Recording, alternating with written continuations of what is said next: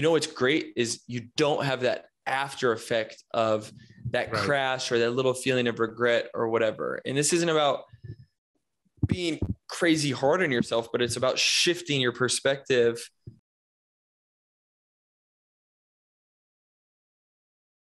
Welcome back to another episode of the Peak Performance Life podcast. And today we have back the man, the resident certified nutritionist, personal trainer, all around health enthusiast, and just someone who's just a pleasure to be around, positive mental attitude, brings it all together here. So thank you, Jason Sani, for coming back on the show. Hey, thanks for having me back. Always a pleasure. Love chatting and just talking about, all these different expanding ideas and any way we can help people. Awesome. That's what we're all about here at the Peak Performance Life podcast, helping you to improve your health, improve your life. We believe that health is the most important part of life, because if you don't have your health, there's really not much you can do for your family, your loved ones. So, we have the quote that we love is, a healthy person has 1,000 wishes, but a sick person has only one. And so that's our mission here, is to help inspire people to prioritize and transform their health. And so if you're listening right now, congratulations. It means that you're committed to improving your health and to, being a better person all around. So let's, with that being said, let's jump right into it, Jason.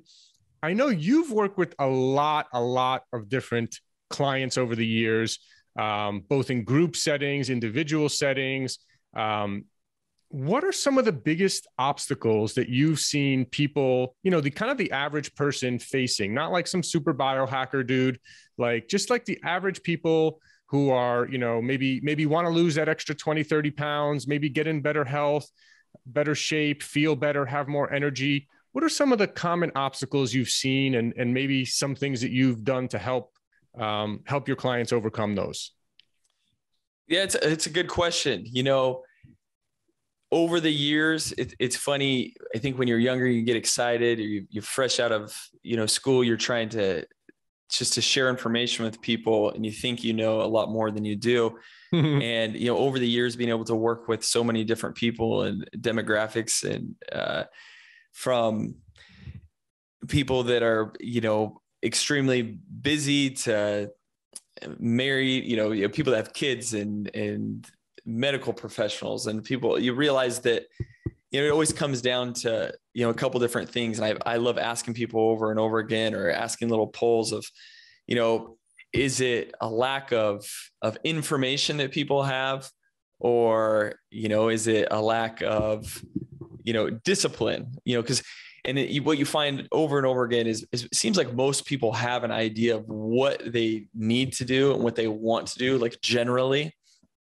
That the biggest thing that I ended up helping out people with is just the accountability side of things, keeping them moving in the right direction, simplifying things. Right now we have an information epidemic where we're constantly bombarded with, what diet to eat. These foods are good for you. These foods are bad for you. So I think it's just, that's the thing that becomes the most fun, is just simplifying things for people and moving them in the right direction.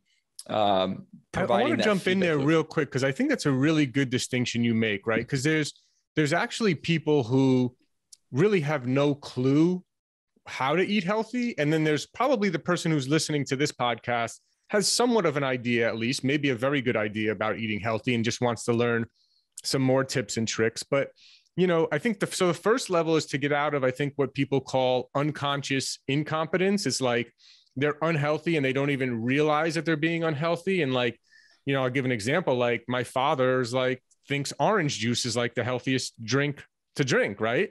Yep. He's been drinking orange juice his whole life, but it caught up to him eventually. And now that he's older, it's not working too well for him, but he still thinks it's no, Dad, there's 15 grams of sugar in that every glass that you drink there. It's not, fruit juices and things like that are not healthy. There's a lot of people that just think that, because Coke Zero or Diet Coke has 0 calories or whatever, that it's healthy because it has 0 calories. So it's healthy. Right. And so I think there's also different levels. I've actually been thinking, not to derail this too much, because I want to get back to you sharing your knowledge, but I've been thinking about this a lot lately, is I was going to put something out soon about like different levels of health too. It's like, Yeah.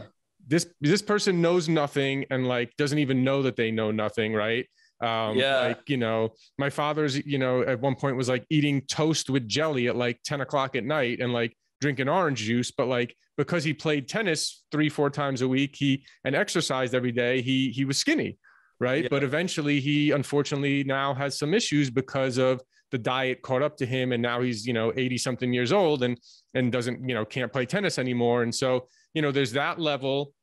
Then there's kind of like a level up where people are like, oh, well, I know about counting calories, but then they're still drinking like Coke Zero and diet soda and not really realizing that artificial things like that can have a really negative effect on your body. And then there's like a level up where people are like, okay, like, yeah, I'm going to make an attempt to like eat healthier, but then they're still like eating lots of bread and lots of like other stuff. And then there's like a next level where it's like, okay, I'm gluten-free. And then I feel like I keep getting to a little bit of a higher level every year, but just, yeah, curious your thoughts about like those levels. And then, you know, sorry to derail you there. No, I love that. I think there's a model that I use when I talk with people as well that's similar. I mean, you have people that have good intentions, you have people that are lost. But I mean, if we start people at levels, I think one of the first things you do, and like people listening here, is you ask yourself like what your ideal self is. And I ask my clients, I say, when did you feel the best? And some people naturally are going to say maybe in their mid-20s because they had this sense of freedom, probably not as many responsibilities. They could work out whatever they wanted and so on. And I say, you know, like you really need to go in and tap into those elevated emotions of what it felt like to have this body that could do anything and go anywhere. And that's a good starting place to really visualize of maybe what your ideal self is.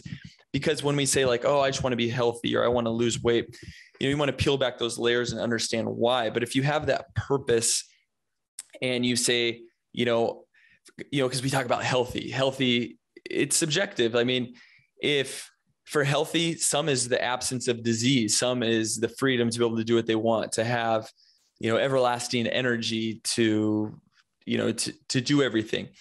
So when we find out what our ideal self is and we say, this is what's important and this is why, so I can show up, you know, and be the, you know, fill in the blank, like the dad, the husband, the, you know, the business owner, employee, whatever it is that you want to be, you have to let people know, like, to be realistic, like, okay, to get there are going to be some stages. And so, like you said, you know, you keep moving up in those different stages.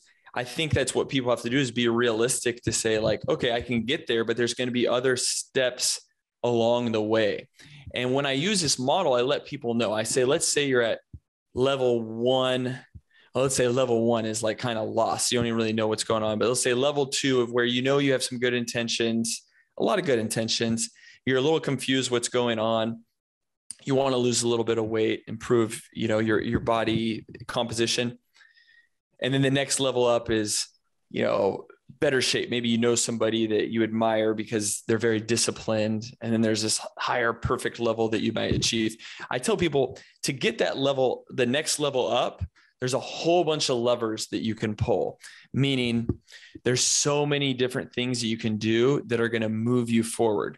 For example, you can improve your sleep, your stress management. You can be around people in an environment that are going to have healthier habits that you can adopt and absorb some of those. You can make better habits. You can start eating healthier. You can start tracking what you put in your body. You could track your movement. Those things are all, you could press any of those and get healthier. For example, you could train for, you know, some sort of physical event, and that's going to move you up to that next level because you'll be a little bit more conscious. But as you start to move up those levels, there's less levers that you can pull because the other things need to become, you know, automatic. And that's how you can make a healthier life more sustainable, by turning these things into habits and learning how to enjoy them. And I think that, you know, the motivation gets you started, and then you need to, you know, put out some discipline to make these things, you know, an actual habit. So yeah, I really like that. And I want to ask you a little bit. I know people a lot of times like to hear the actual tactical stuff as well. And I know you have a lot of experience with, like, you know, a topic that I wanted to ask you about today. Like, what are the biggest needle movers with regards to health and metabolism? And like, what are some of maybe the first steps that that you would say, like, so you would say focus on one thing at a time. So you would say, like, would you advise people? I guess it would depend on the person, but would you advise someone like, yeah, we're gonna hit your nutrition and, you know, workouts at the same time? Or would you kind of do one at a time? And then, and what are some of the first steps you would maybe recommend, you know, in terms of like, once they've realized their ideal, what their ideal self is, what they're, you know, what they want for their lives, but now they're like, okay, now I actually got to lose this 30 pounds or something, you know?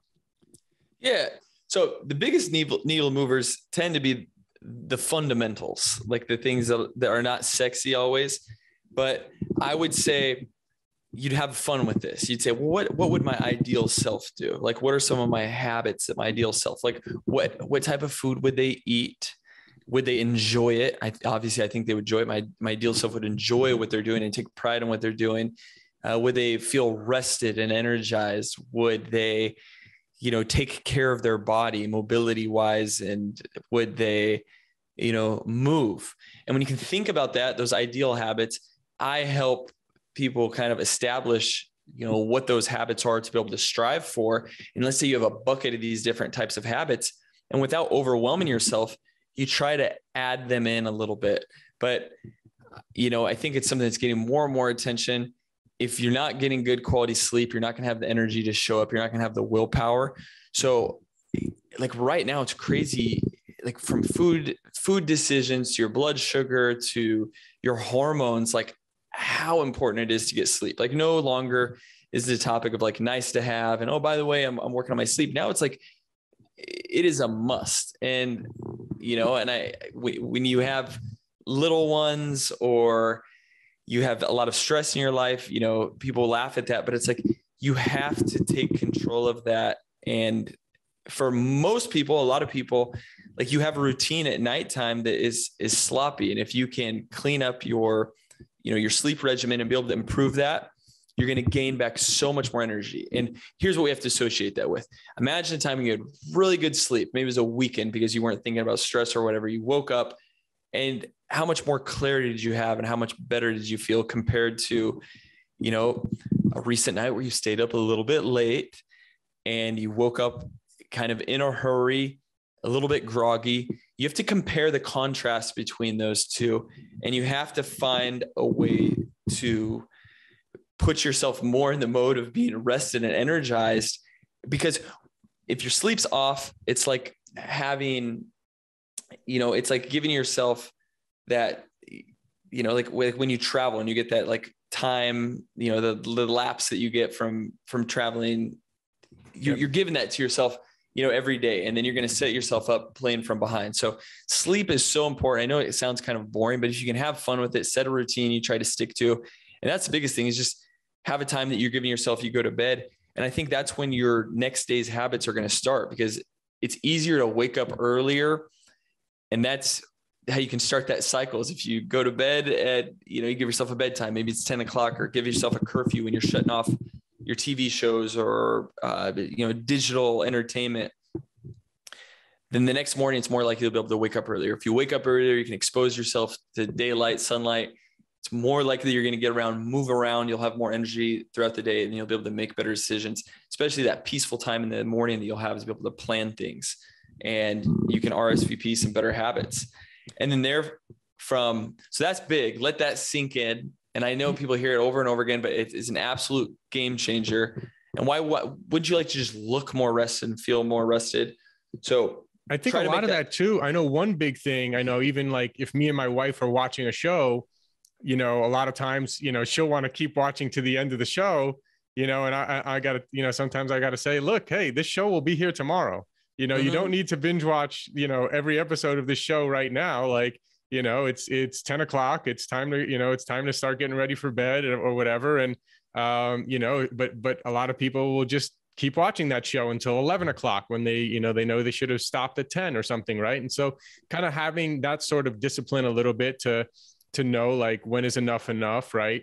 I think like the Aura sleep tracking ring was good for me. I don't use it anymore because I got a little obsessed with it. Like waking up every morning and checking my score right away and then being like, oh man, the score wasn't good today, or it wasn't as good as I wanted. And then kind of messing with my head. So I don't use it anymore, but I used it for a long period of time and I got some great data out of it, right? Like for one, I don't drink alcohol anymore just because, not that I don't want to, I'd love to have a drink every once in a while with my wife or friends when I'm out, but number one, I saw what it did to my sleep scores. Yeah. I saw how I feel, literally sometimes for 2 days after I drink, I would be lethargic. Other people can handle it. My wife can handle a glass of wine and be fine. So I guess, you got to know your body and maybe track it for a little while. But yeah, having some discipline around not staying up late just to watch a show or do something there. Not being aware of how alcohol affects you, being aware of eating too late, which is probably what my biggest thing that I still need to work on. Yeah, it's tough. Especially since I'm not eating much in the mornings, I tend to eat, a little bit later into the night. And that's been a challenge for me. That's something I'm still constantly working on. So I'm not saying it's easy, even people who, claim to be at a higher level, like, in terms of health still have challenges as well. But yeah, just making little changes wherever you can. I like that. Yeah. Just to touch really quick, the sleep thing. It's funny. It's like, I'll stay up, let's say I stay up and watch a show that's got a cliffhanger or a movie, or I'll stay up to watch one of my favorite West Coast teams play and then they lose. I always am like, that wasn't worth losing sleep over. And I think that you have to play that into your head and have that association that like, it's more important to get up the next day and feel better. And part of that is like reminding yourself that you have a reason of being excited to wake up and do whatever you're going to do and give yourself that time. When it comes to the eating habits, there's people, it doesn't matter what level, there's always going to be struggles and we have to remember not to be too hard on ourselves. But again, all these things come to awareness and getting to know yourself, better. The nutrition thing, this is such a, this can go so many different places and so loaded. I think the thing that doesn't matter what your belief is, whether it's carnivore or paleo or plant-based or whatever it is, I think we all agree that we can eat more whole foods, and people get so overwhelmed of avoiding vegetables and fruits and things like that, but eat more whole foods that are lower processed and in place of a lot of those processed, hyper palatable types of foods. And by crowding in more of that good stuff, the rule of thumb, start out with, giving yourself, try to get 3 solid servings of protein, and they don't have to be breakfast, lunch, and dinner. You could have 2 of those for dinner. There are people that are doing great eating 1 big meal a day, and some people eating 2 meals a day, some eating 3 or 5. So you have to find what's going to work best for you and divide those meals up. But I think if there was 3 things that I would tell somebody to measure, the 3 biggest needle movers, measure protein, just getting, without overcomplicating things, 0.7 to 1 grams of protein per pound of body weight. So for easy math, if you're 100 pounds, eat 70 to 100 grams of protein. If you're 200 pounds, eat 140 to 200 grams of protein. Like just measure that, and that will take care of the calorie game so often. And you don't have to obsess about it. Just think like, it's 5 o'clock. Maybe I should eat a slightly higher protein meal if I look back on my day and I had smaller portions. If I'm going to snack, make it fun. Look at the back of the label. Try to add up that number. And I promise that's one of the biggest game changers. And then the other thing to measure is movement. Just because you go to the gym or work out a couple times per week, like try to find excuses to move around throughout the day. We talked about this in the last episode with like the movement, fitness, snacking. But like track your steps, track your movement, go in 10-minute walks after your meals, but just moving, low stress movement, not talking about a bunch of classes and cardio and all that. And then the other really best thing to measure is the quality of your sleep. So those 3 things, I think if you measured those, it'd be such a major improvement. Whereas a lot of people are so busy that they just want to get that get skinny quick pill and buy the latest superfood or do this or add those things in. And those things can work. I think they can add a 1%, 2%, 5% in some cases to your cognitive function and to your energy and to your workouts. But the impact that sleep will have is like 30%, 40%. Like it's really that big for people. And you get away with it when you're younger.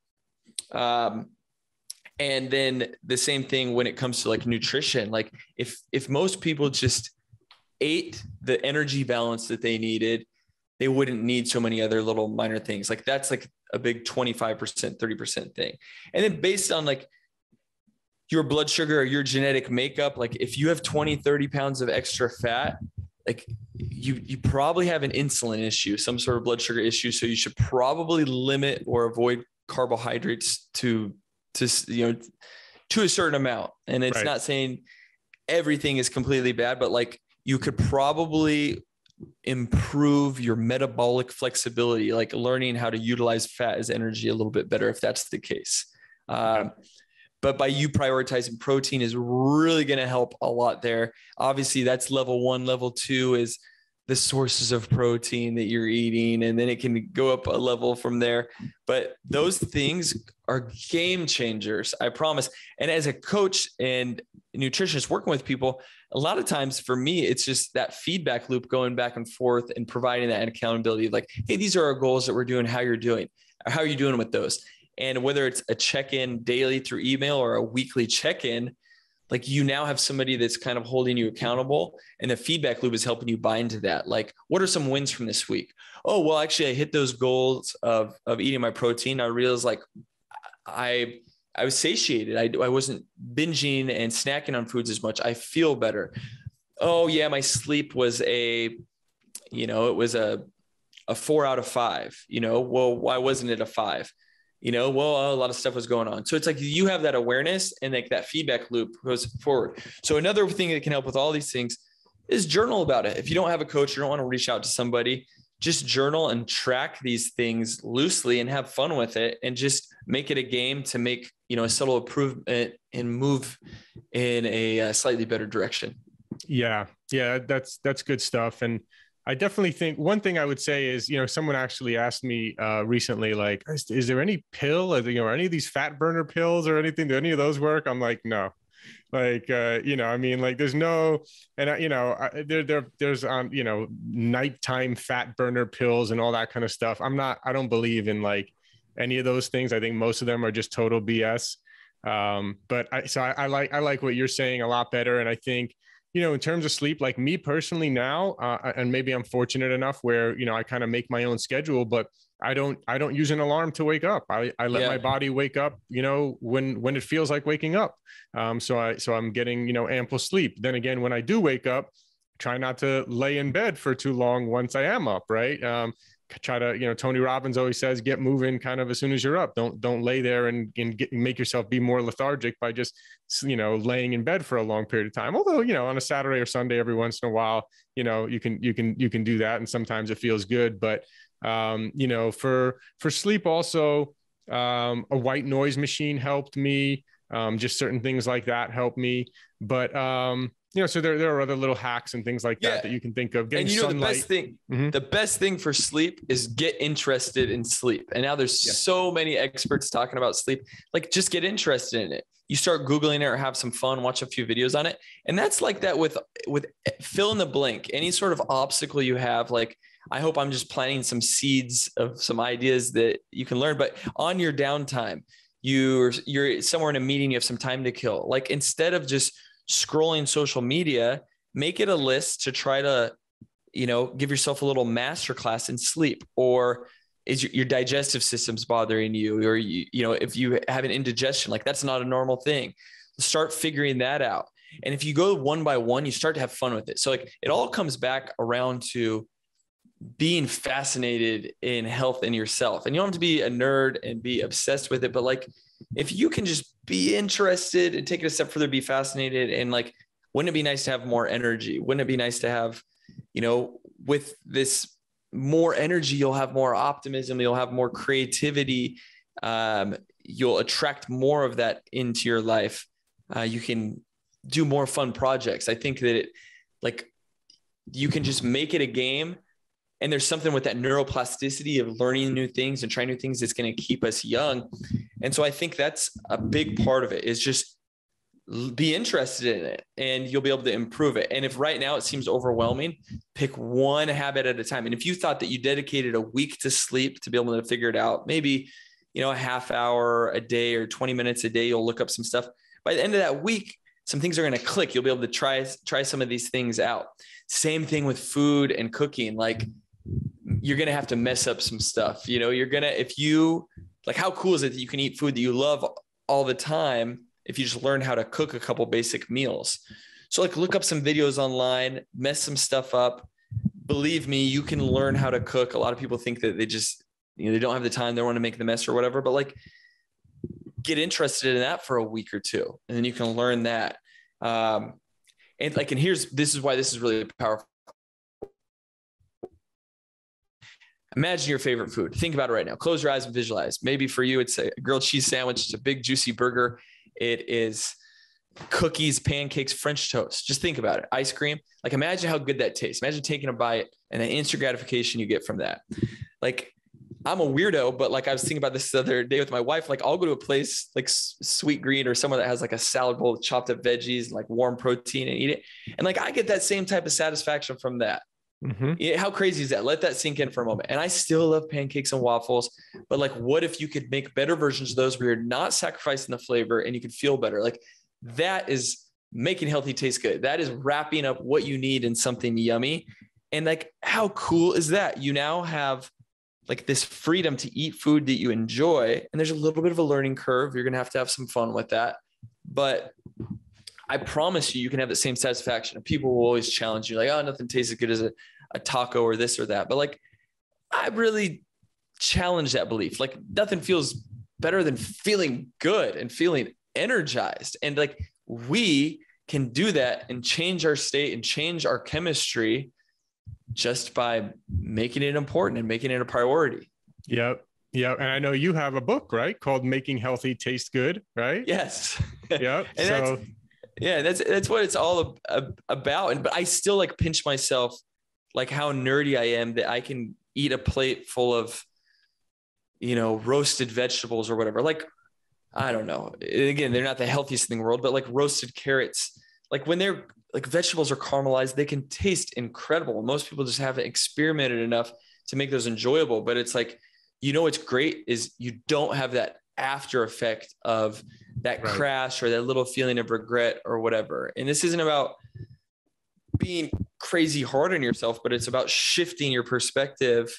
Yeah. And there's lots of swaps like you're talking about. Like, there's the Birch Bender paleo pancakes, right? Yeah. Like, I haven't had them in a while, but for a while I still enjoyed pancakes, and I just had the Birch Bender grain-free, gluten-free paleo pancakes, and they taste just as good to me. And instead of syrup, I would use the Lakanto sugar-free syrup, right? And here's the tip, not to cut you off, but what if you just took that mix and then you mixed them, like did a half and a half just to help buy into it? This is what I do when I work with kids is take the food that you love. So let's say you got that Birch Bender's mix, and then add in something that actually tastes good and do a half and half, mix it with the normal pancake mix to start out with, or add in a scoop of vanilla protein, or add in something like some chocolate chips, so that you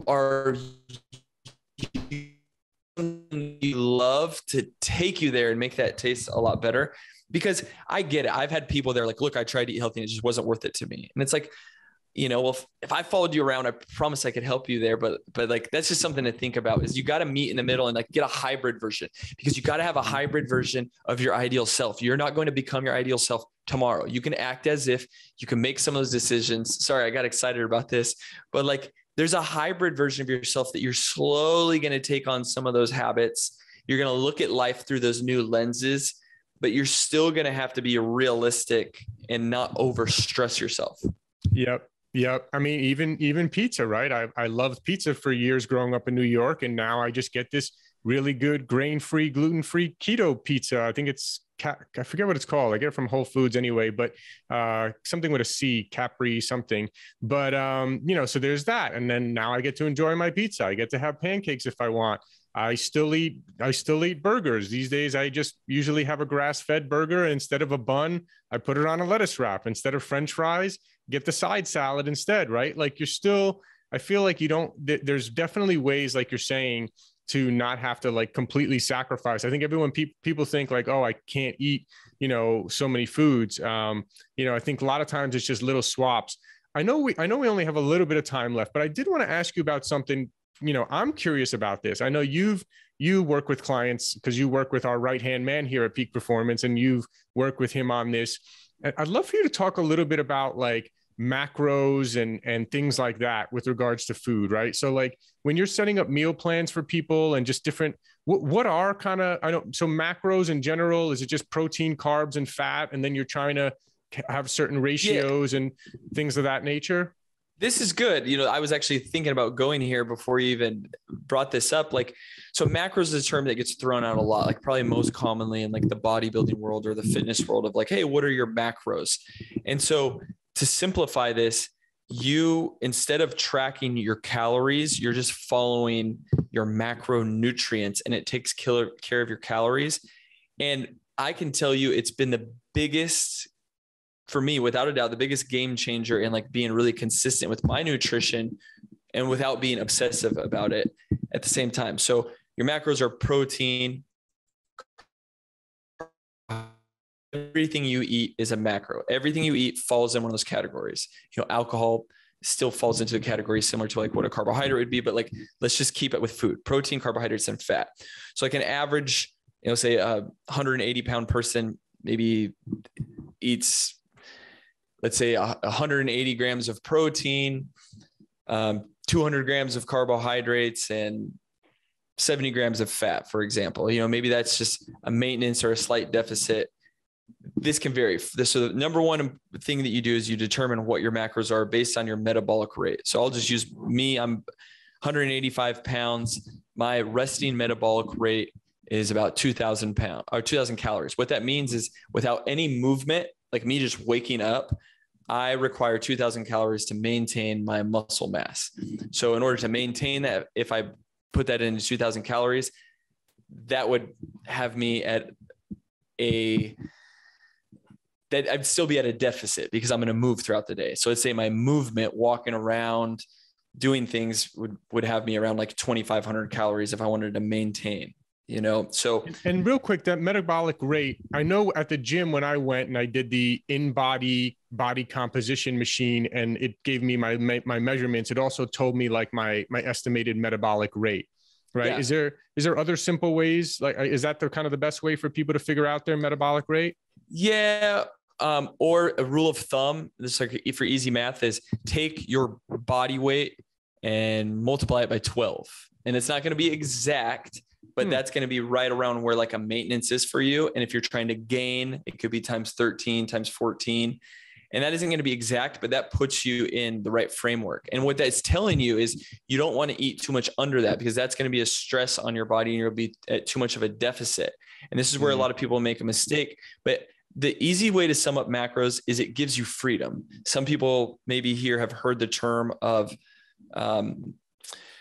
you could say flexible dieting is what people call it. I call it just flexible eating. So let's say I want to maintain what I'm eating, and this works 100%, not 90%, 100% of the time. Most people do it because they don't want to track, but I have a really easy app that just tracks protein, carbs, and fat. MyFitnessPal does it as well.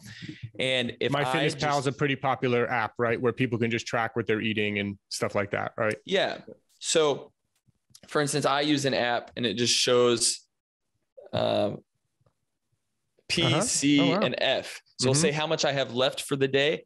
Now, I don't obsess about it. I estimate, but I know based on tracking for years that by me, like right now, let's say a maintenance for me is around 180 grams of protein. My carbohydrates, let's say 200, fat 100, really general. And from there, you can go a lot of places, but basically you can get to those macros any way you want and you'll hit your goal.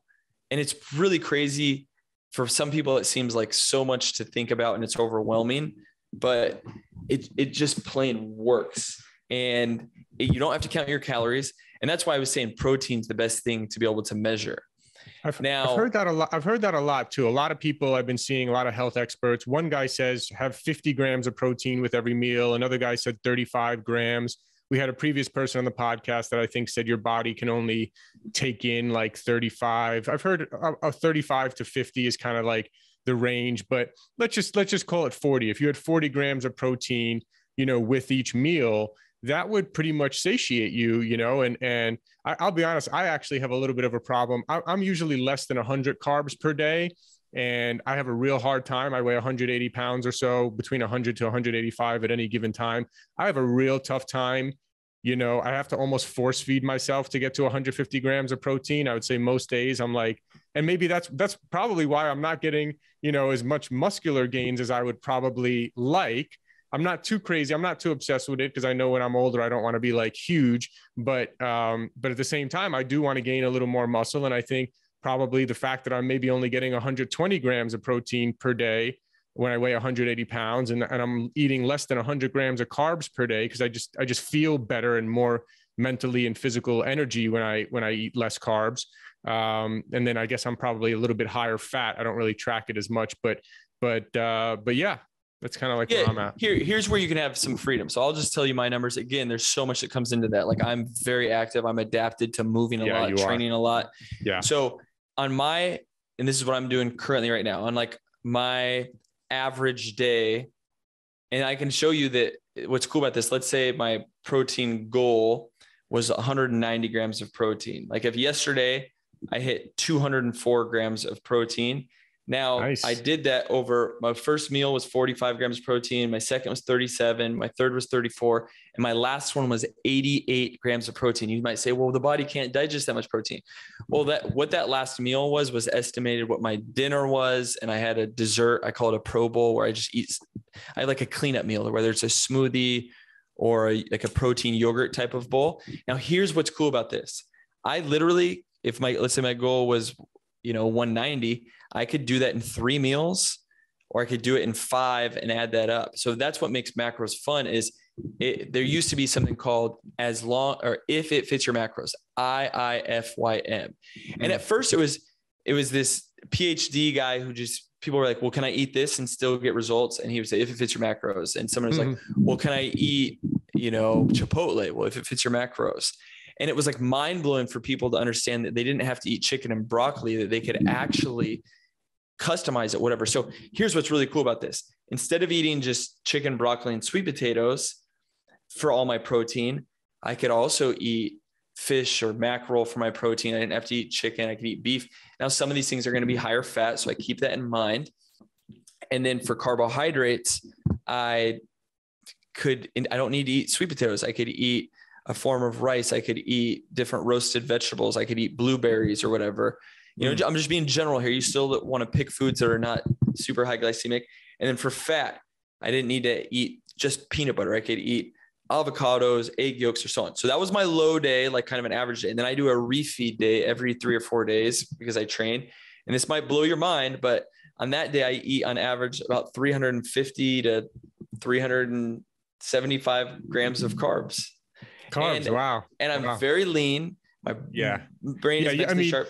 I think the difference that I think people should realize too, before the average person goes eats 375 grams of carb, I think they should realize, like, you're very active. You're working out. You're doing some sort of workout pretty much every day, and strength training like almost every day, if not every day, I would say, right? Yeah, no, I mean, I definitely make sure I'm getting rest. But like, that being said, even with that high number of carbohydrates, my fat is lower that day. So I'm only eating 2,500 calories. And I have females that are 120 pounds that are eating 2,500 calories. So it is part of it's how active you are. Your metabolism will upregulate and downregulate. For instance, I check my blood work, and if I'm under eating consistently, I notice that my testosterone can suffer a little bit. I notice that it is a lot harder to be able to put on muscle mass, because my body, like science says, my body needs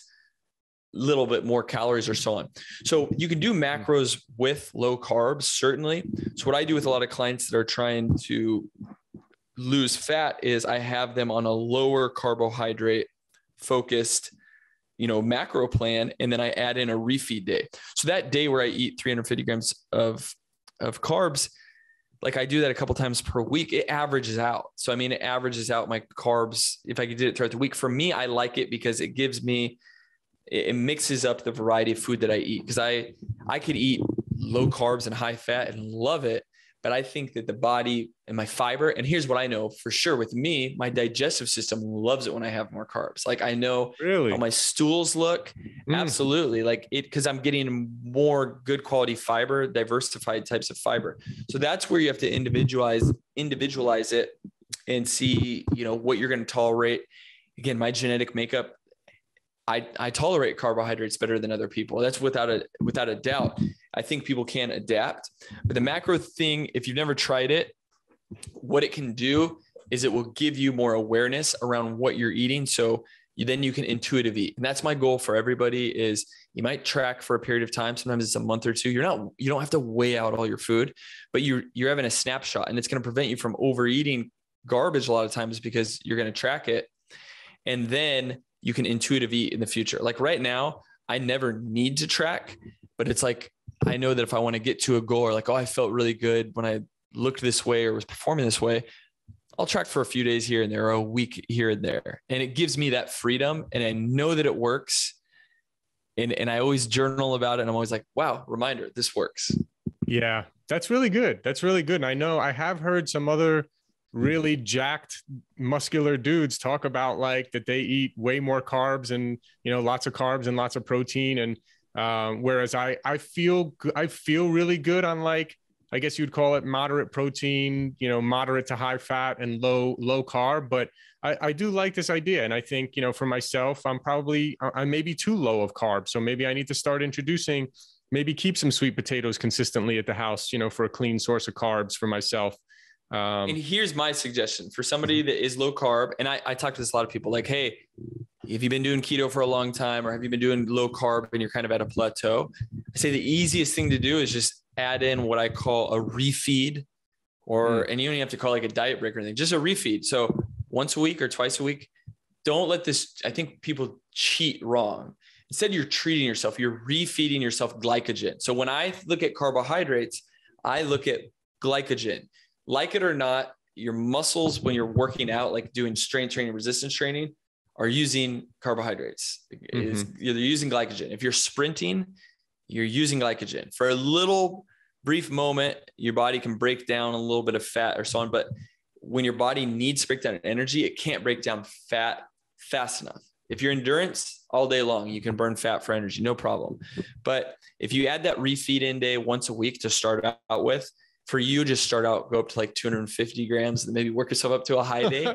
Even that sounds like crazy to me. I'm like, I know it does, because I was there too. But what's going to happen is you're going to feel so incredibly anabolic like the next day. And again, I'm not saying cheat day, so don't eat a bunch of fat and carbs.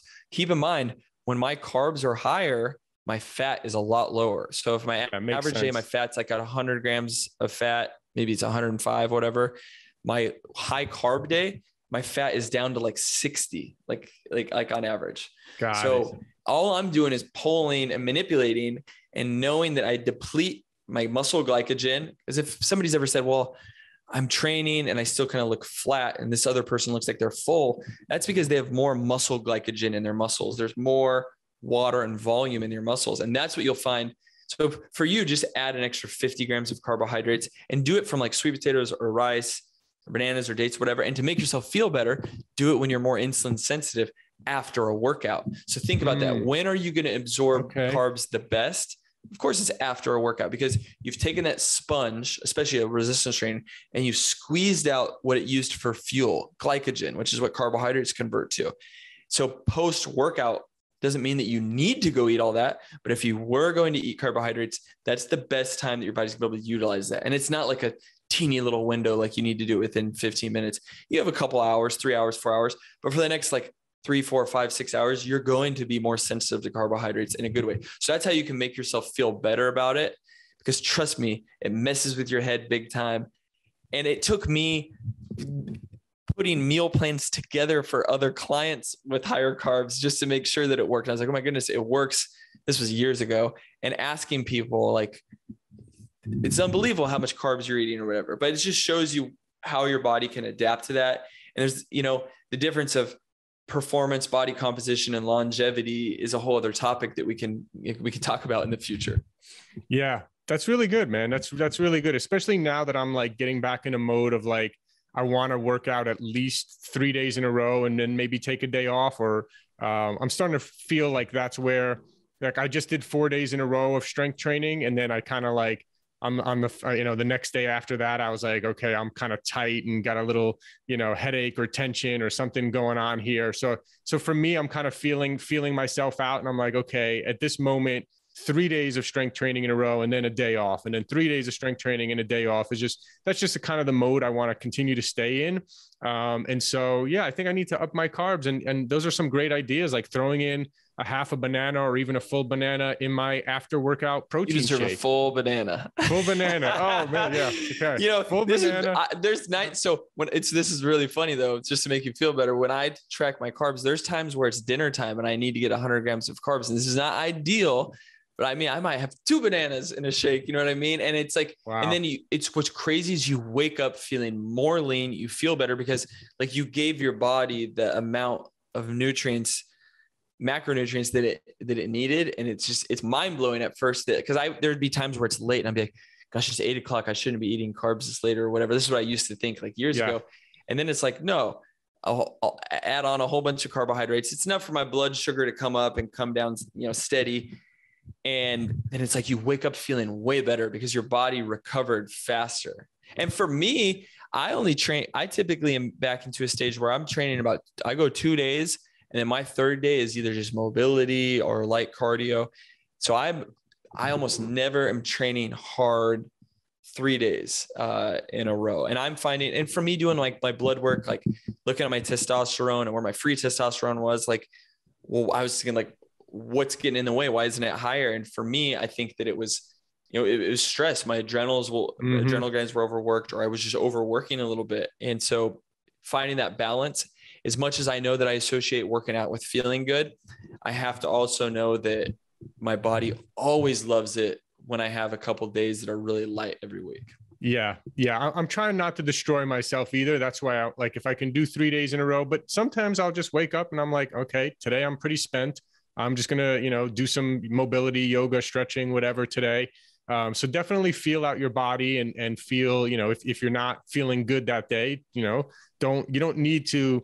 I think we're past the point where we're telling people just, you're not an Olympic athlete. You don't need to push through, pain and suffering and tension if you're not feeling like an energized day. But yeah. And another thing I'm working on is like, yeah, if I'm going to work out 5 days, 5 days, 6 days a week, which I ideally would like to, because I just feel so much better on the days when I'm moving and at the gym, and I'm working from home in my home office. So for me to get out and get to the gym and I like being around other people who are stronger and more fit than me. It just it motivates me, Yes. And I got to add to that, like even on your off days, it's okay to go to the gym and you can just do something light. If that's your routine that makes you feel better, do it, but also just know when to take your foot off the gas. And that it's major. And for me, even when it's hot, even when it's 100, like I was in Arizona, it was 113 degrees last week, I still got up in the morning and went and did something outside before it got super hot, just because like there's something magic with being outside. And that was like, so a recovery day could be me just going for a light hike, playing some tennis, going and stretching outside, going for a walk, whatever. Like doing that can make you feel better. Or I'll go to the gym and stretch and just do something light, like some low stress cardio and mobility. Yep, exactly. Well, this has been awesome, man. Actually, it's great because I love when we get not necessarily contradicting information, but different information. We've had keto guys on the podcast in the past, and it's like, and I wouldn't say that I'm keto. I would say that I'm more lower carb. I think keto would be like under 50 grams of carbs per day, whereas I'm usually probably more just under 100 or so. But I think, you've convinced me. I'm going to, especially now that I'm trying to do more, I'm going to up my carbs a little bit and see how I feel, see how it goes. But check this out. And just to add to that, and I love that you said that, I am one of the most open-minded people. Like, when it comes, and I've tried them all out, I really have. I've given all these things a chance, and I still will. But even what I'm doing now, it's probably not what I'm going to do forever. It is a tool that I'm using because it serves me right now. I know 100% when I get a little bit older, or for whatever reason, I'll drop the carbohydrates just for blood sugar purposes or so on. But right now it's serving me, makes my digestive system feel good, makes me feel good, perform, makes me look and feel the way that I want to feel. And I use it as a tool. And then if I get busy, I might just go back to doing what I'm doing. And, I'll use intermittent fasting as a tool and make my life really easy. And so I think that try things out, but give them enough chance. Like you got to do them for, give it a month, give it at least 6 weeks to really try it out, because just trying it out for a few days and be like, ooh, that didn't work. It's not enough to learn from. And it's really cool when you can also relate to people, because trust me, I support so many, like even carnivore, like whether you think that's right or not, it makes some people feel better that have autoimmune conditions and they have less flare-ups. That alone is a big enough win that it's working for them. And so people can say whatever they want about it, but that's something big. If it works for you, and for me, it gives me freedom to be able to eat foods that I want to eat and feel great, I promise. Like that is enough for me. And I hope that, at least plants that seed that you can really enjoy the process. I love that, man. I love that. And definitely one thing I've definitely noticed over the years is that there's no one size fits all. I have a couple friends who are vegan and they're muscular and they feel great and they're ripped and they look great. They feel great. I have other people who are very heavy meat eaters and they feel great on that and look great. Some people are low. I feel good, lower carb, but maybe, now that I want to make some more gains at the gym, I'm going to try a little higher carb. You are very, very active. So it's also being like, you going back to the beginning, like getting clear on your goals. You're clear. You want to be strong and have great athletic performance. Now that I'm hearing this from you and I want to have some better athletic performance, I may up the carbs. But, for someone who's maybe 60 years old and only working out 3 times a week, they may want to be a little more careful on their carb, and also the source of carbs, right? I'm really anti-gluten.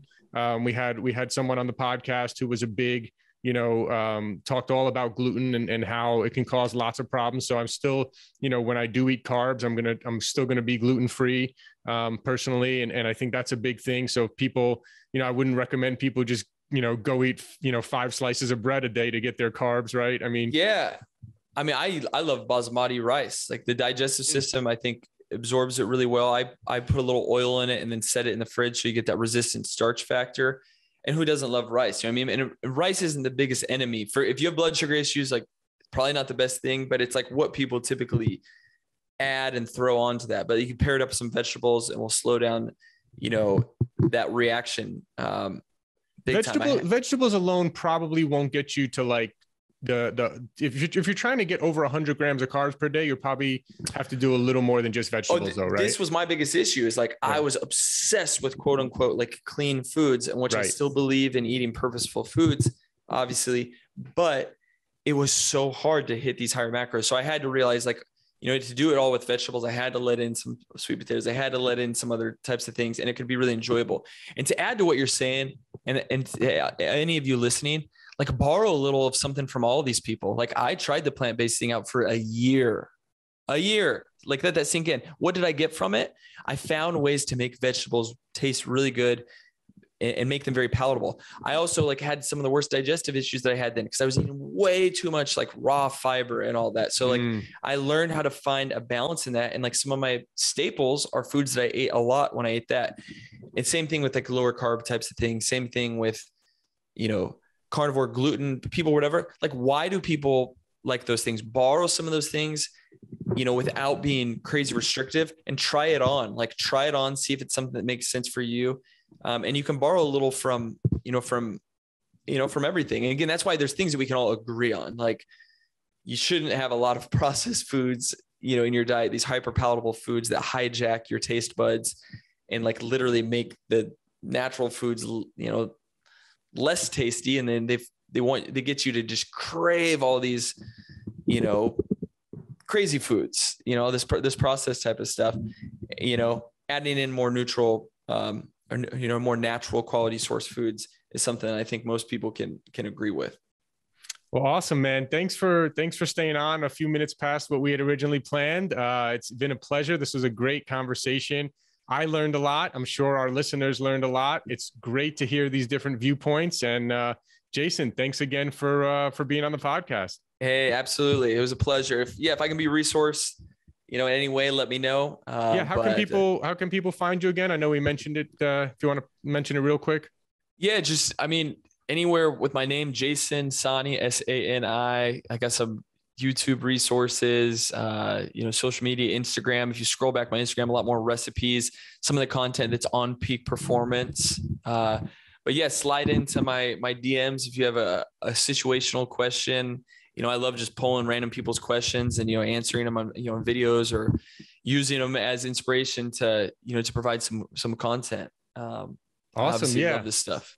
Yeah, the Instagram at Live Peak Performance, LIVE Peak Performance. On Instagram, we got lots of great training videos, recipes from Jason, all sorts of stuff on there as well. So yeah, check out Jason. And thanks again, man. Really appreciate you coming on. Awesome. Thanks. I'll catch you later. Thank you. Thanks for listening, and just a reminder, if you haven't yet tried any of our Peak Performance products, you get 20% off your first order. We have one of the largest selection of USDA certified organic superfood powders, as well as very high quality supplements, and you get 20% off your first order at buypeakperformance.com. That's www.buypeakperformance.com.